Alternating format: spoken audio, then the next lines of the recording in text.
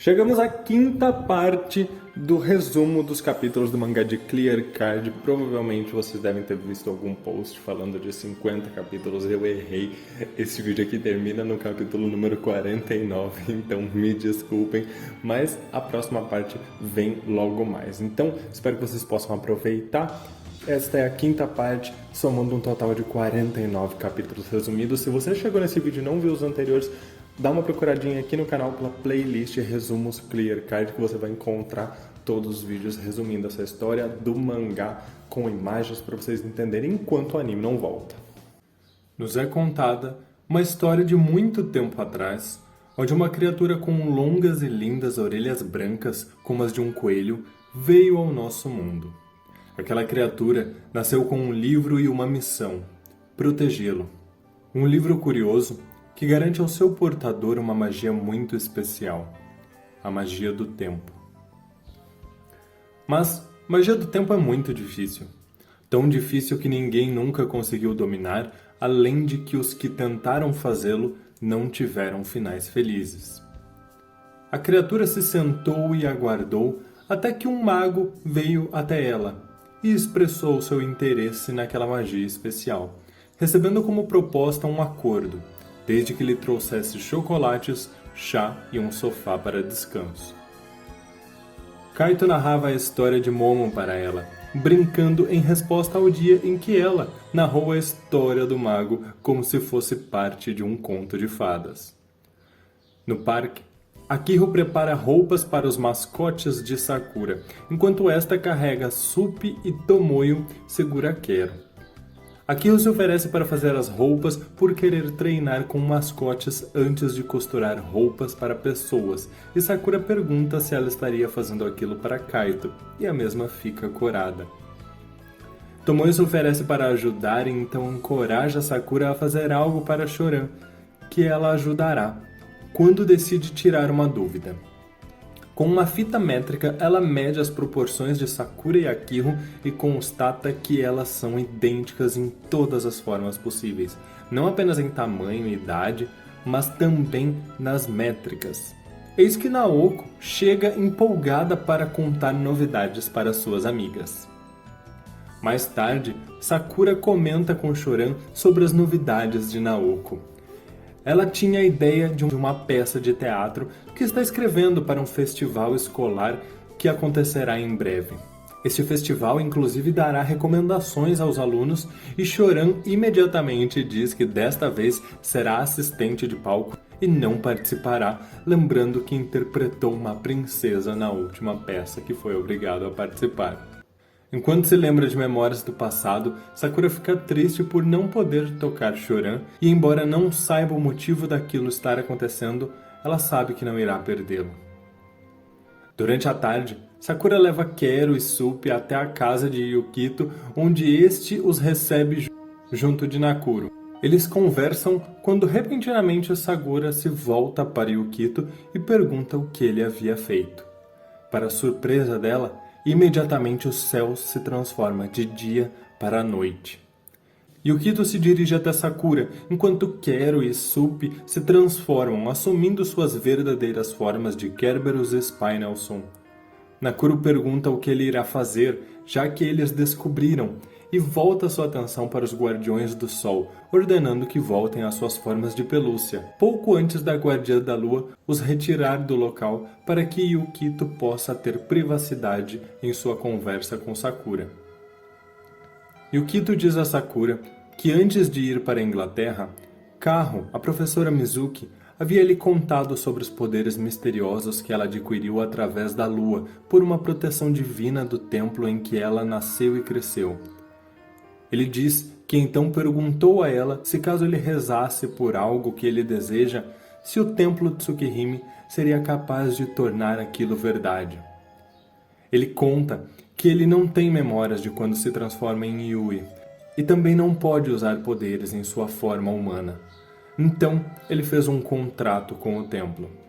Ele havia contado a Yui através de uma carta, e este não se opôs à ideia. Do outro lado, em outro cômodo, Nakuro conta para os guardiões que desde então, desde que fez esse pacto, Yukito consegue manter as lembranças de quando se transforma em Yui e também consegue escolher de maneira voluntária se irá se transformar ou não.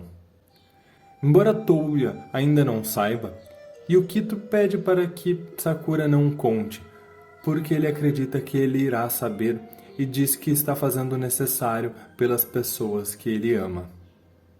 Sakura fica emocionada, faz Yukito prometer que se algo acontecer, Touya deverá ser avisado. E então eles firmam uma promessa com um dedo mindinho. Eis que diante da promessa feita pelos amigos, nasce uma nova carta, Promise. Sakura não sabe o que a carta pode fazer, mas espera que ela a ajude a estar ali para Yukito. Em outro lugar, Kaito sente a criação de uma nova carta e diz a Momo que Sakura tem muitos aliados, mas mesmo ele estando sozinho, ele dará o seu melhor pelo que pode.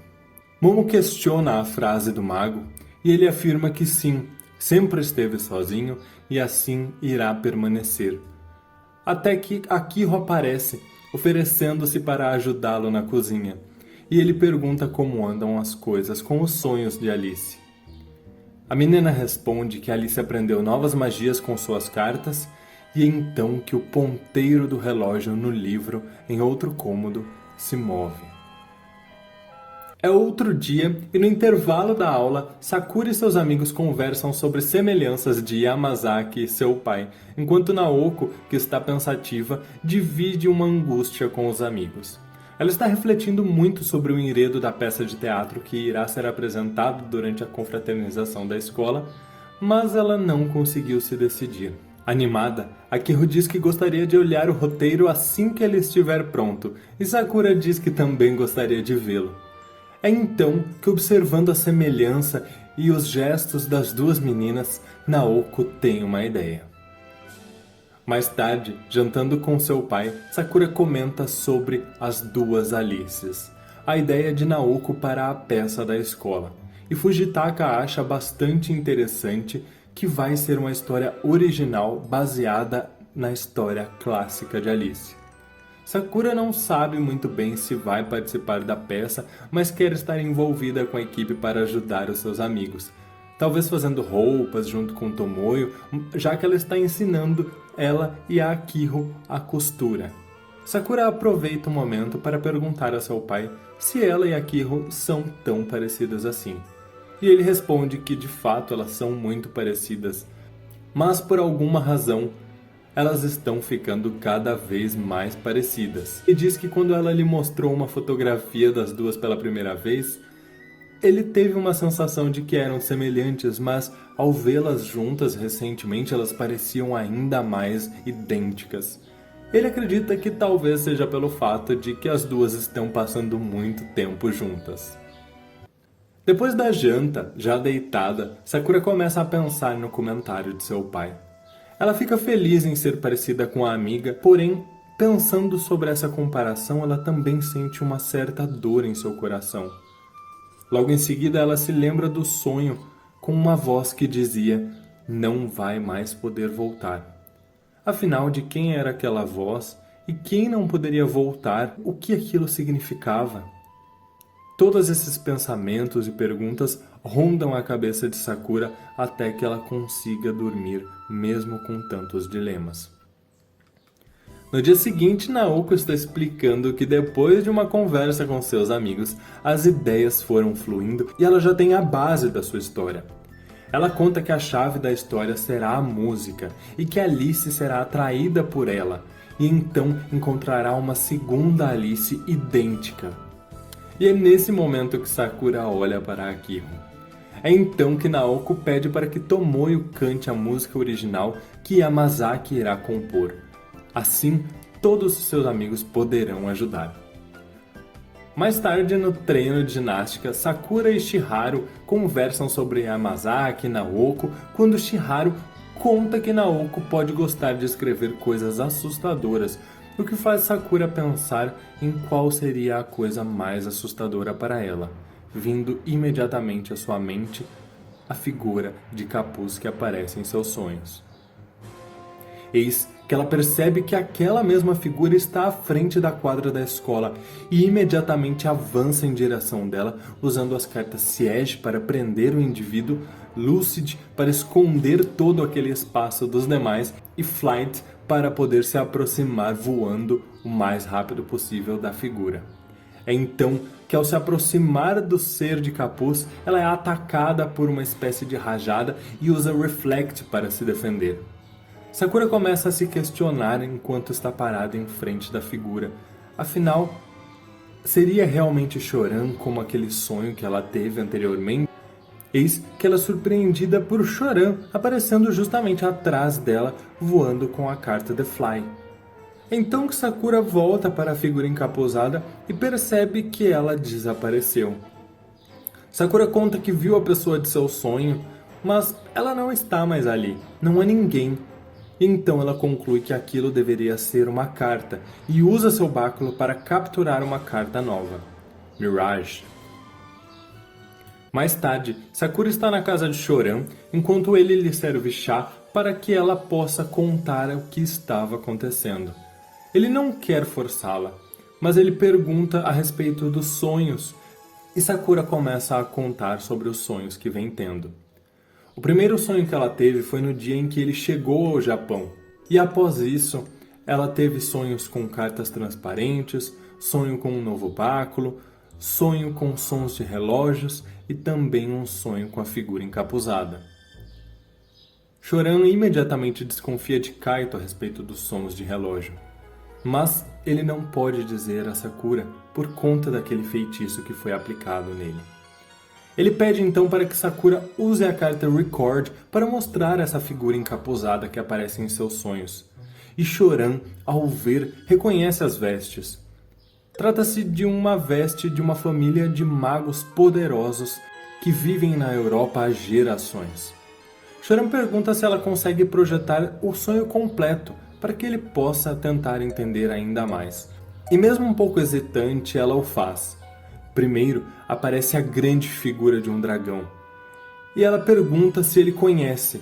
Choran responde que acha que o dragão foi criado por uma técnica mágica, porém não faz ideia de quem poderia conseguir utilizar tamanho poder. Eis que o sonho avança até o momento em que a face do ser encapuzado irá ser revelado, mas Sakura tenta impedir que Choran veja aquela cena de maneira ineficaz. Choran fica espantado ao ver seu próprio rosto por debaixo do capuz. Mesmo assustado, ele tenta tranquilizar Sakura, que está ainda mais desestabilizada.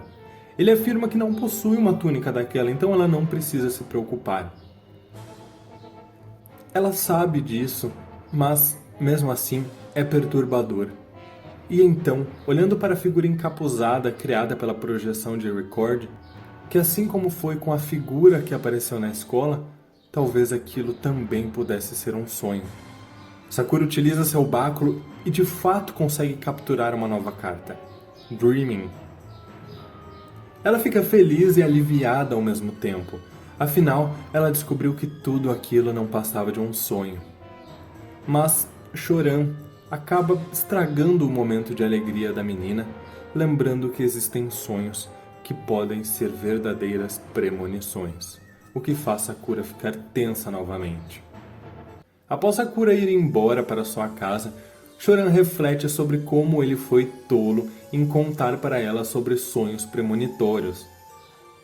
As cartas Sakura, que inclusive estão agora sobre o poder de Choran, tentam ajudá-lo e tranquilizá-lo, mas Delight acaba sendo certeira ao afirmar que ele fez bem em alertá-la sobre aquele risco. Ele se arrepende de não ter encontrado um jeito mais delicado de falar sobre, e Mirror diz que a sua mestra irá entender, afinal o que Choran falou foi apenas porque ele se preocupa com ela. Eis que as cartas sugerem que ele leve Sakura para passear, assim ele poderia distraí-la e despreocupá-la.